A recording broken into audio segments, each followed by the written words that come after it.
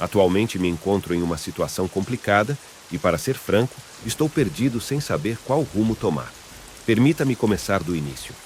Há 5 anos, nosso vizinho, Charlie, ou Charles, como costumamos chamá-lo, nos informou sobre o desaparecimento de seu filho de 14 anos.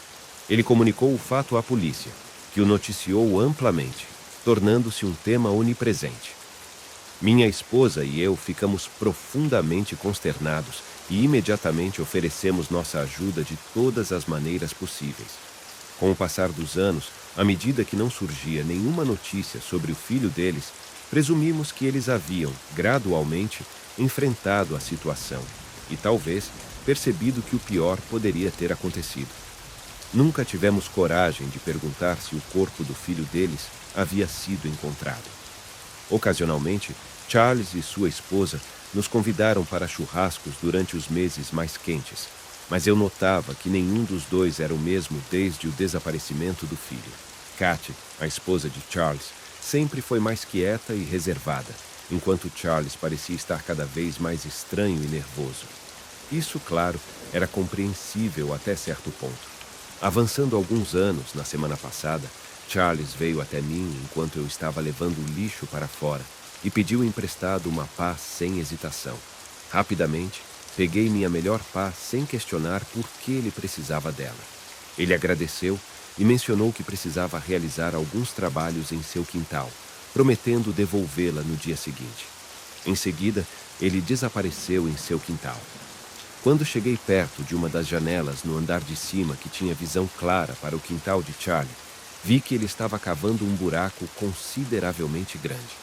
Ele parecia estar tendo dificuldades, o que era compreensível, considerando que tinha 56 anos.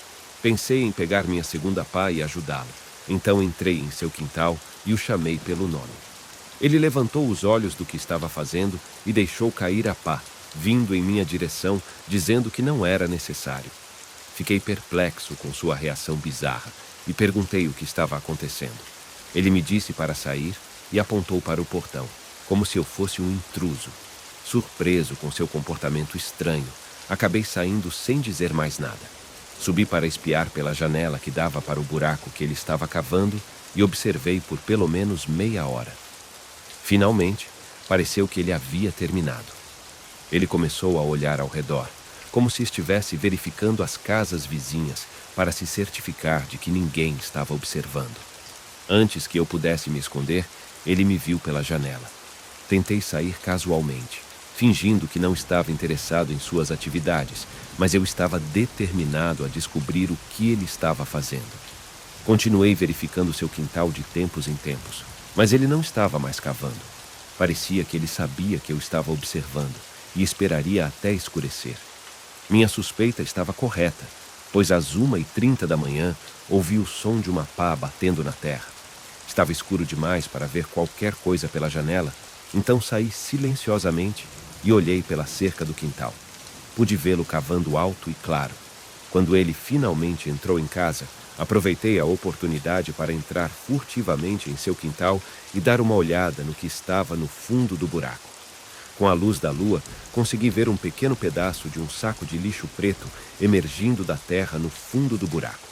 Olhei para a porta dos fundos dele e, em seguida, de volta para o buraco, fazendo isso mais 3 vezes enquanto decidia se deveria ou não ver o que estava na sacola. No final, decidi correr de volta para minha casa, pois estava preocupado com as consequências. No entanto, algo perturbador aconteceu no dia seguinte.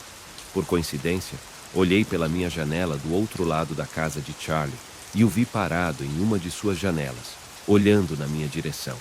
Quando me viu, fechou as cortinas. Isso ocorreu no meio do dia, e eu não faço ideia do que aconteceu pelo restante da noite. Estou perturbado com a ideia de que o que estava no fundo daquele buraco poderia ter sido o corpo de seu filho. Quem sabe se ele cavou aquele buraco para remover algo que tinha enterrado anteriormente e transferi-lo para outro lugar? Tudo isso é especulação, e você pode achar que estou ficando paranoico. Não contei a ninguém sobre isso, nem mesmo a minha esposa, e, sinceramente, não sei o que fazer. Charles nunca devolveu minha pá, e não tenho coragem de perguntar. Na verdade, ele está me evitando desde então.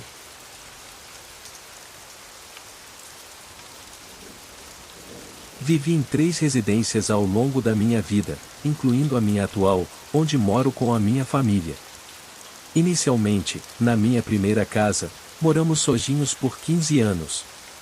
Na segunda casa, permanecemos por 7 anos antes de nos mudarmos para nossa residência atual.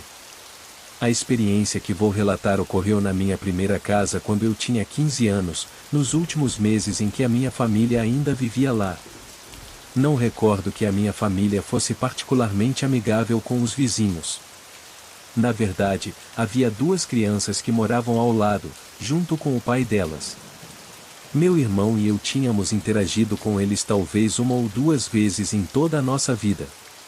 O mais estranho era que, embora soubéssemos que os 2 se chamavam Eric e Todd, nunca tínhamos conversado com eles oficialmente até então. Certa vez, eu e meu irmão estávamos lá fora jogando basquete na entrada de casa, quando um dos 2 garotos da casa ao lado, o Todd, veio até nós em um dia quente. Ele iniciou uma conversa, e embora eu não me lembre das palavras exatas que trocamos, recordo-me de que a primeira pergunta que ele nos fez foi se era verdade que estávamos nos mudando, já que eu parecia o irmão mais velho. Fazia sentido, pois eu era mais velho, mas Todd, na verdade, tinha a mesma idade que eu. Isso nos surpreendeu, pois raramente tínhamos trocado palavras antes. Durante a conversa, Todd nos convidou para ir com ele e seu irmão atirar com armas de ar comprimido perto do rio, na floresta próxima, no dia seguinte. Concordamos, já que era fim de semana e não tínhamos nada planejado de qualquer forma. Meu irmão perguntou se poderia ir junto no último momento, presumindo que fosse automaticamente convidado. Todd concordou, e então partiu. No dia seguinte, pouco antes do anoitecer, Eric e Todd tocaram a campainha. Fomos rápidos em atender, pois nossos pais não sabiam que íamos sair para atirar com armas de ar comprimido. Os 2 estavam vestidos com roupas camufladas e carregavam uma mochila cheia de armas de bebê. O nível de seriedade deles era estranhamente alto, o que nos deixou desconfortáveis. Mantivemos nossos risos sob controle, mas conseguimos sentir que algo estava errado. Todd desembalou algumas armas e as entregou para mim e meu irmão. Foi então que ele revelou que as armas eram reais. Eric carregou a arma na bolsa e começou a atirar nas árvores do outro lado do rio. Quando percebi que eles não estavam brincando sobre as armas serem reais, senti uma mistura de raiva e confusão. Peguei a arma das mãos do meu irmão e coloquei as 2 de volta na bolsa. Disse a eles que não nos sentíamos confortáveis com aquilo e que precisávamos sair. Eric parou de atirar, e os 2 nos olharam com expressões que pareciam misturar raiva e surpresa. Um deles até soltou um palavrão quando estávamos indo embora. Sempre achei que esses 2 eram encrenqueiros, mas isso confirmou minhas suspeitas. Naquela noite, acordei com uma brisa fria batendo no meu rosto, pois minha janela estava completamente aberta. Senti algo frio pressionando contra a parte de trás da minha cabeça enquanto olhava para fora da janela. Alguém estava atrás de mim, fazendo o SHH. De alguma forma, não gritei nem pulei, apenas fiquei calmo e consegui entender o que estava acontecendo rapidamente. Ouvi a voz de Todd em um sussurro atrás da minha cabeça, ameaçando que, se contássemos a alguém, especialmente ao pai deles, sobre as armas ou a visita, ele voltaria e nos mataria, além de nossa família. Respondi com uma voz trêmula e concordei com tudo. Ele empurrou minha cabeça com a arma antes de sair pela minha janela. Durante os meses seguintes, eu pegava Todd ou Eric olhando pela janela da casa deles em direção ao meu quarto ou ao do meu irmão todas as noites. Seu comportamento tornou-se cada vez mais estranho à medida que nos aproximávamos da data de nossa mudança. Apenas uma semana antes de nos mudarmos, uma pedra foi atirada na minha janela uma noite, por volta de 1 da madrugada. Abri minha janela e vi Todd apontando uma pistola para ela.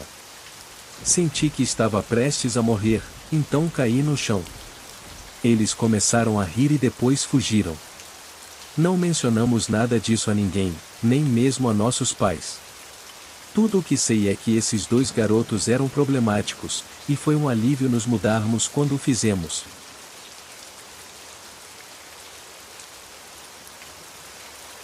Há 2 semanas, ocorreu um incidente que reforçou o meu desagrado por quase todos os meus vizinhos. Atualmente, estou recém-saído da faculdade e morando sozinho, mas isso tem um preço, pois estou residindo em uma área bastante desagradável. É o único lugar onde posso comprar uma casa, então não tenho muita escolha a respeito dos meus vizinhos. Os vizinhos do lado esquerdo sempre têm a música em volume máximo, enquanto do lado direito moram as pessoas mais assustadoras que já conheci em toda a minha vida. São 2 pessoas, uma mulher de 60 anos que não é amigável e parece não estar presente completamente, e uma mulher mais jovem que sofre de alguma deficiência mental grave. Não tenho ideia qual é a relação entre elas. Normalmente, costumo ficar na minha varanda da frente, mas, em algumas ocasiões, observo pela porta e vejo a mulher mais velha segurando a mais jovem enquanto ela parece estar tendo algum tipo de episódio de pânico. A mais jovem tem os braços cruzados e balança rapidamente para frente e para trás enquanto grita e faz barulho. Às vezes, até aponta para mim e murmura coisas ininteligíveis. É bastante perturbador, para dizer o mínimo. Uma noite, como qualquer outra, tive que dormir cedo devido ao trabalho na manhã seguinte. No entanto, meus vizinhos estavam fazendo um barulho fora do comum. Eu conseguia ouvir a mulher perturbada gritando e arremessando objetos, enquanto a mulher mais velha gritava de angústia. Isso continuou por cerca de 1 hora, e eu não aguentava mais. Marchei até a casa ao lado e bati na porta. A mulher mais velha me atendeu e me cumprimentou de maneira hostil, perguntando o que eu queria. Pedi, da forma mais educada possível, para que baixassem o som. Ela levantou as sobrancelhas e inclinou a cabeça, claramente irritada com meu pedido. Nesse momento, a mulher mais jovem entrou na sala de estar, gritando repetidamente, questionando como eu tinha a audácia de fazer tal pedido. A mulher mais velha segurou para impedi-la de se aproximar de mim e bateu a porta na minha cara. Fiquei atordoado com o que aconteceu, mas senti que não tinha realizado o que vim fazer lá, então retornei à minha cama, derrotado. No entanto, percebi que eles finalmente haviam ficado em silêncio ao lado, e consegui dormir um pouco. Mas acordei rapidamente, sentindo que não havia passado muito tempo. Olhei para o meu relógio e vi que eram apenas 3 da manhã. No entanto, minha cabeça caiu de volta no travesseiro, aliviado. No entanto, pouco tempo depois, pensei ter ouvido algo e entrei em pânico. Tentei encontrar meu telefone na mesa de cabeceira como uma fonte de luz, mas, quando o encontrei, não tive coragem de ligar a luz. Olhei ao redor do quarto escuro em silêncio, tentando encontrar alguma figura sombria no ambiente. Revirei cada canto do quarto, e mesmo na escuridão, pude perceber que não havia ninguém de pé ali. Nesse momento, ouvi de onde vinha o som.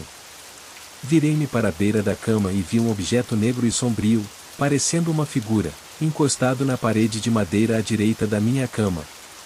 Quando a luz do meu telefone iluminou o objeto, pude perceber que se tratava do rosto da mulher perturbada da casa ao lado. Ela gritava como uma lunática e parecia se comportar de forma estranha na luz. Eu gritei também, correndo desajeitadamente em direção à porta e tropeçando no caminho, olhando para trás para ver a mulher me seguindo. Bati a porta do quarto atrás de mim e corri escada abaixo, onde tranquei a porta que dava para o andar superior. Chamei a polícia enquanto a mulher batia na porta, proferindo palavras incompreensíveis. Quando os policiais chegaram, expliquei-lhes que minha vizinha, que mora na casa ao lado, parecia ter problemas mentais. A mulher mais velha da casa ao lado apareceu após ouvir toda a comoção e conversou com a polícia, suplicando que a deixassem ir. No entanto, os policiais insistiram em levá-la, pelo menos naquela noite. Um dos policiais me perguntou se eu queria apresentar queixa, e quando ele fez essa pergunta, a mulher mais velha me lançou um olhar malicioso e odioso. Optei por não apresentar queixa, mas o olhar dela permaneceu inalterado. Os policiais escoltaram a mulher mais velha enquanto ela continuava a me encarar ao voltar para sua casa. 5 minutos depois, a vi entrar em seu carro e partir. No entanto, essas duas ainda residem ao meu lado. Estou seriamente considerando a possibilidade de me mudar, pois a próxima mulher perturbada da porta ao lado deixa claro que me despreza, e concluí que a mulher com problemas mentais não é apenas assustadora, mas também representa um perigo iminente a todos que vivem à sua volta.